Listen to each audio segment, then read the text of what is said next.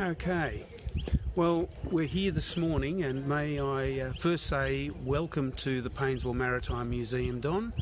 Thank you for taking the time to come down and share your new book, Sail Traders of the Gippsland Lakes, with us here at the museum. I'll perhaps just ask you a couple of things about the book. Hopefully you haven't been asked this by too many other people. Gippsland Lakes, what's the breadth of where the sail traders went on the lakes? And perhaps you might start by telling people what a sail trader was. Well, sail traders were vessels that were propelled essentially by wind power. I have included some auxiliary vessels that used to use it for docking purposes or emergencies, but generally it's vessels essentially using wind to get around the lakes. I've also delved into the very, very early trading, which I've put under the heading of whaleboat traders, because they were the real pioneers going back to the early 1840s. And believe it or not, very, very quickly the squatters found out it was easier to go by water than it was to bush bash through the land. So very, very quickly people started importing whaleboats or making their own and going from place to place within the lakes, down the rivers, out and up another river or whatever they had to do. And Charles Marshall was probably one of the early pioneers of this with Buckley, and they introduced a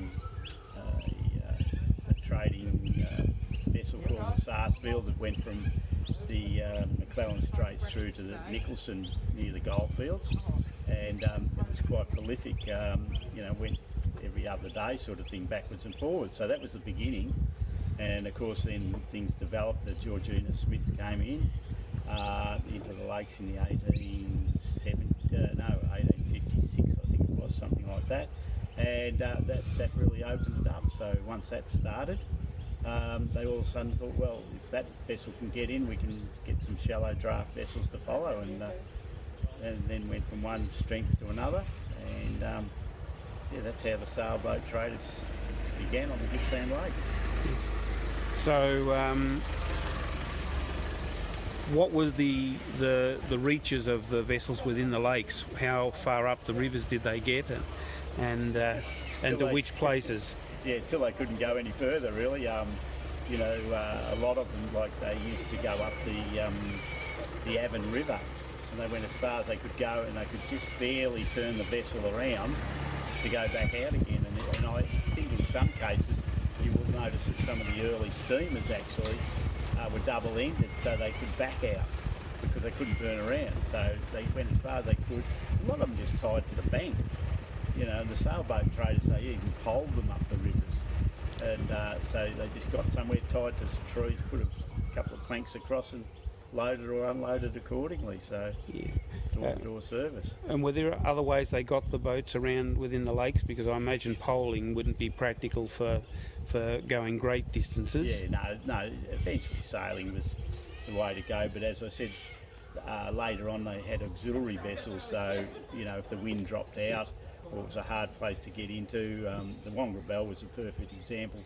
It used to use its engines to come through the entrance, if there was no wind, because that's where a lot of sailing boats came to grief, these shallow bars. But if you know anything about wind and surf, the wind tends to drop out where the surf is, and then that causes all sorts of grief for a you lose all vessel. The fine control of where you want to steer the vessel. And the entrance, the old entrance, is littered with the skeletons of sailing vessels that come a gutser and pounded on the thing and opened up and just buried themselves in the sand. So.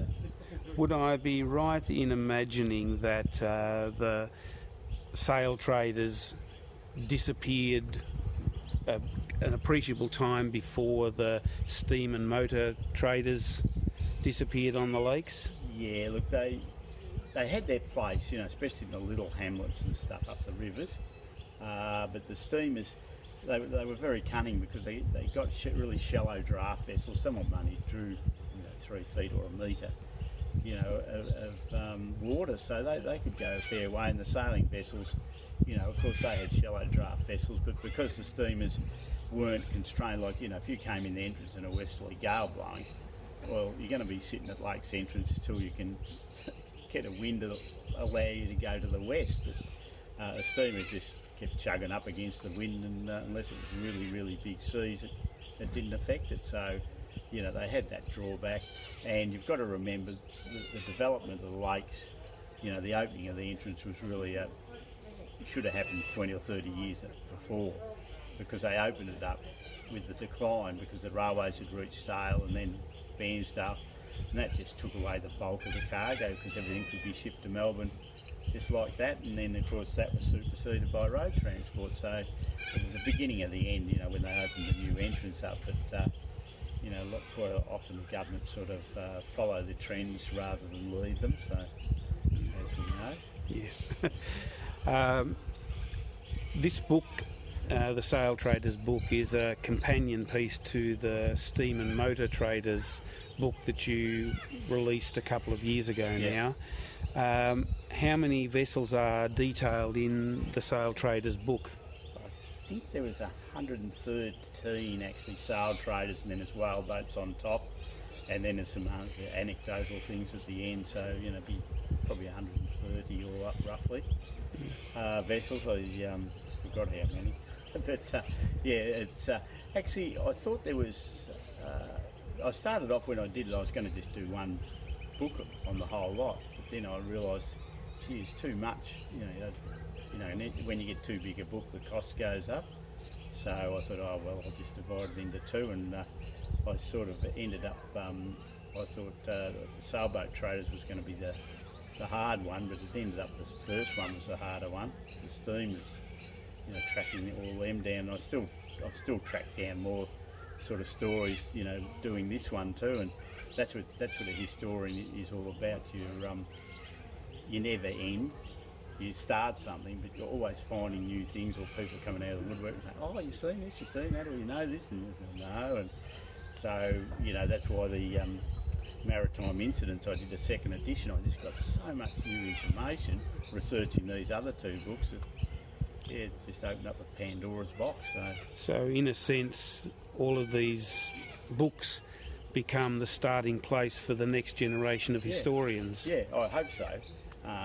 You know, I really hope there's, like the whaleboat traders, nobody's ever delved into that at all, and you know, I just look at that and I think, gee, there's a lot of stories to be told, but it's so early, you can't sort of just get information out of newspapers. You've got to go to anecdotal stuff, diaries and all this stuff, and then all this information sort of you know, comes out, and I felt very vulnerable writing that, because I had so little to write. There's a couple, you know, I should mention Charles Marshall, there's heaps of stuff on that, but there's a lot of others. All there is a couple of lines somewhere, and you know, to write up something accurate over a couple of lines is pretty difficult. But I thought, well, I'll put it out there, and if I've made omissions or things wrong, well, at least it's a starting point. And I think you've always got to start somewhere. You can't just bury your head and think, oh well, it's too hard or something. So I slotted it in and thought, well, it's there for comment for others, perhaps to investigate, because it'd be a bloody good book there. It really would be. So. With a book like this, the companion book came out a couple of years ago, but I imagine the seeds of this book existed before that one was finished. How long overall has it taken you time-wise to assemble everything and get it to print? Probably 10 years at least, yeah. So it came really out of my shipwrecks series, and me being me, what I do is I keep data on my computer, and you know what computers are like, they're handy for keeping data on it, and I build it up, and that's how come the maritime incidents, because I started off with shipwrecks and I had all this lake stuff, and I thought, well, there's a story to be told there, so I delved into that, and then, you know, I thought, well, you know, Peter Synan done Highways of Water, but that was an overall look at it, and I thought, well, I could get more specific. And then John Derbyshire, before he passed, I did a lot of research with him in the Bairnsdale Historical Society, and he had a massive mountain. Helen, his wife, gave it all to me when he died, and that was just a Pandora's box of information that I didn't have to go and find myself. It was already there, and I knew he had it because he used to give me stuff all the time, and that's probably the catalyst for this, that somebody else started me on the journey, and I've now finished this particular series. So I'm really happy I got there at the end, and it's put Gippsland Lakes on the map in a different sort of way. It's not an environmental one, but it's more of a social and historical look at how the place has changed and how those lakes over there have changed it. Yeah, so. Tell me, two questions here, or a double question. How many books have you written now, Don? And how does this new Sail Trader book differ from those first volumes that you wrote how many years ago? My first East Gippsland Shipwrecks was 2003. Yep. And now this is number 11 in 2020. So I've done 11 books in whatever that is, 17 years.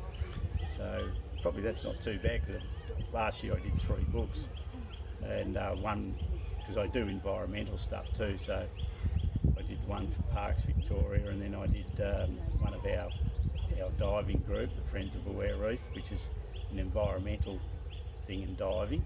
That's totally different from what I've ever done. And then, of course, this is another historical one. So my main theme's always been about maritime history, mainly through diving, and my artefact collection's rather large, to say the least, and growing.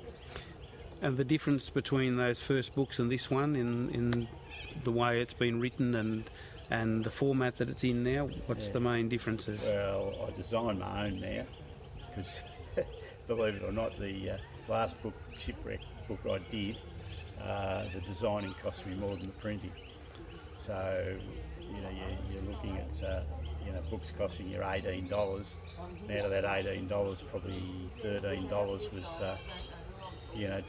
designing and printing, or more than that, designing and all that sort of stuff. So there wasn't much profit margin at all. So I designed my own, and I don't know whether it's good, bad or indifferent. You make mistakes a bit you don't make that many mistakes, but I've had system collapses and all that sort of stuff, when you're nearly finished. And like this last book, there was a glitch in it, and it kept, I was adding pages to do it, and then I was finding out it was chucking off pages. So I had to go back and unchuck them off and stop there and then start up. And so I had the book in 3 parts, and I said to the printer, there's the first part, there's the next, and there's the last, but you sew them together. And I think there might be a couple of mistakes there caused by that, but any publishing author knows what we all go through, this sort of stuff that challenges us. Just seems to be there's a little gremlin up there that thinks, can I cause a problem? And they do. Yeah, it's very frustrating sometimes. Just a quick last couple of questions, because I need to let you go to the book signing.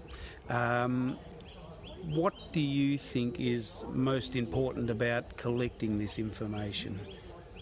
Well, I think you touched on it before, the next generation of historians. I look at myself as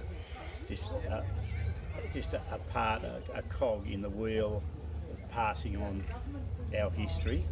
Now, we're never going to live forever, as you know, and when I go on, I've left a legacy. Now, hopefully, there will be other younger people come through that are interested and take up the challenge and find out more or write it better or all that. But I'm just one of many past historians, so I'm just another one. But I've concentrated on some different aspects, and especially with the Maritime Museum, it's right down their alley, because it just gives them an initial Bible to go on. And I've made, the other thing, I've made lots and lots of contacts. Like my editors are other authors, and I just give them the text and say, all right, run with it. And they say, hope you don't get insulted. I said, I would rather find out the mistakes before I print it than after, and you still end up with mistakes, but at least I know they know what they're talking about. It's a better publication from the input of others that have got this background. No, look, you can try to live in a bubble and write a book, and you probably write it fairly successfully, but I draw in favours from everybody, and I expect the same from them. And after this, I'm hoping to write a 3-book series with another author that actually edited mine, and just start on. That's going to be a good 3-year project. So so that'll start this year, hopefully. Recharge my batteries over the summer. Yes, well, it's been an extraordinary year, hasn't it? So probably a good year to lock yourself up and write a book. I did 3 books in the year, and you wouldn't believe the first one was under the Port Phillip Bay Fund, and a lot of the people said, "Oh, we can't finish it because of COVID." Well, what's COVID got to do with writing a book? It's got nothing to do with it unless you're interacting with people directly. But you can do it online, you can do it over the phone, everything. And I thought that was the lamest excuse I've ever done. But I did 3, and COVID never impinged on me at all because I was writing at home. I live on a farm, so I don't care. I'm out there miles away from anybody. I wasn't going to get impinged on that, so okay. Selfish attitude. Well, I had better let you go and actually do some book signings and talk to some of the other people that are here this morning. Thank you very much for your time, and I say that on behalf of Paynesville Maritime Museum. Thank you for taking the time to come and share your information with us. Thank you, and good luck with the book. Thank you. Thank you. Pleasure. It's all mine.